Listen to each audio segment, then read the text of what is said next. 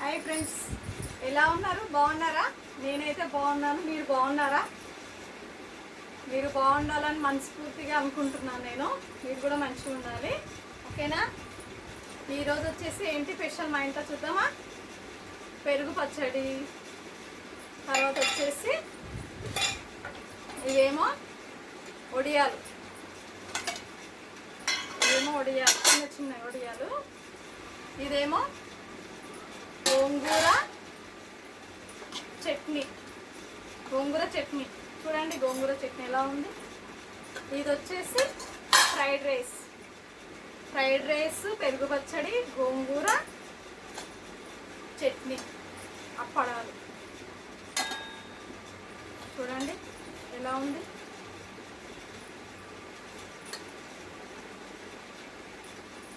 Fried rice మాత్రం బాగుంది.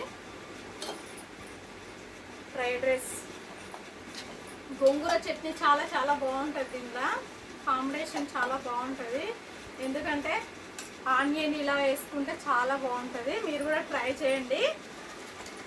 అందుకే నేను ఇలా చేసుకున్నాను. పెరుగు పచ్చడి ఉంది కాబట్టి సెట్ అవుతుంది. ఓకేనా? మా ఇంట్లో వచ్చేసి మీ ఇంట్లో ఏం చేసుకున్నారు మీరు? మా ఇంట్లో వచ్చేసి ఇవి కామెంట్ బాక్స్లో కామెంట్ చేయండి.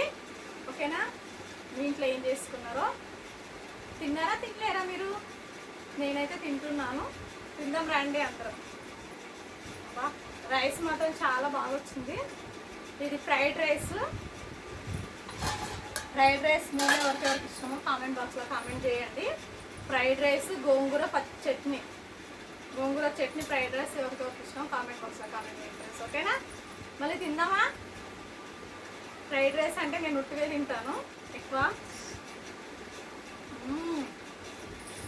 సూపర్గా ఉంది.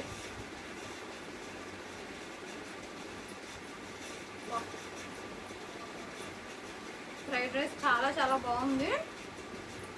నాకైతే చాలా నచ్చింది. గోంగూర చట్నీ అయితే ఫ్రైడ్ రైస్లోకి ఇంకా బాగుంటుంది. సూపర్. పుల్లగా చాలా బాగుంది.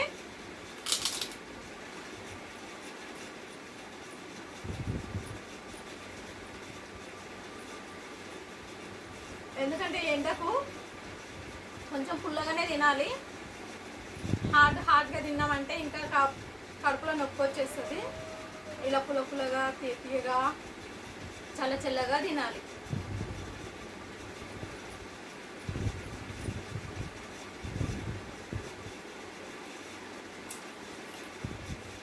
అందుకే పెరుగు పచ్చడి చల్లగా ఉంటుంది కదా కడుపులో.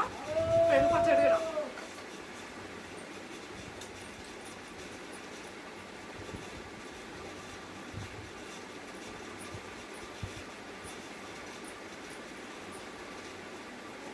ఇలా ఆనియన్ వేస్తాం. చట్నీలో అయితే ఇలా ఆనియన్ పెద్దగా ఉంటాయి.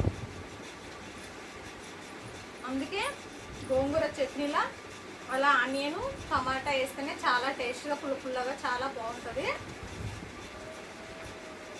నేనైతే ఇలానే వేస్తా. గోంగూర చట్నీలా బాగుంటుంది.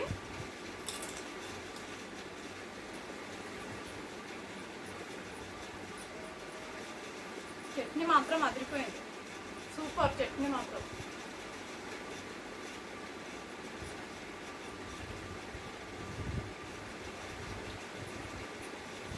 ఫ్రైడ్ రైస్ మాత్రం ఇలా తినాలి తింటే.